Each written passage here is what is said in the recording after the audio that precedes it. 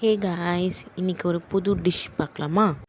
இந்த டிஷ்க்கு நான் ஒரு வெங்காயம், ஒரே ஒரு தக்காளி, அப்புறம் கருவேப்பிலை, பூண்டு, பட்டை லவங்கமும் எடுத்துக்கிட்டேன்.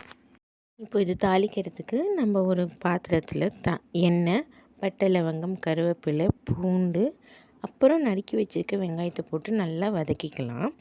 வெங்காயம் கொஞ்சம் வதங்கினதுக்கப்புறமா கொஞ்சமாக உப்பு, கட் பண்ண தக்காளி, கொஞ்சமாக இஞ்சி பூண்டு பேஸ்ட் இதையும் போட்டு நல்லா அது வணங்குற வரைக்கும் மிக்ஸ் பண்ணிக்கலாம் காய்ஸ். இந்த டிஷ்க்கு நமக்கு தேங்காய் பால் தேவை, சரியா? ஃபஸ்ட்டு நீங்கள் ஃபர்ஸ்ட் டைம் எடுக்கிற பாலை தனியாக எடுத்துக்கோங்க. அதுக்கப்புறம் கொஞ்சமாக தண்ணி ஊற்றி அரைச்சி அந்த பாலை தனியாக எடுத்து வச்சுக்கோங்க.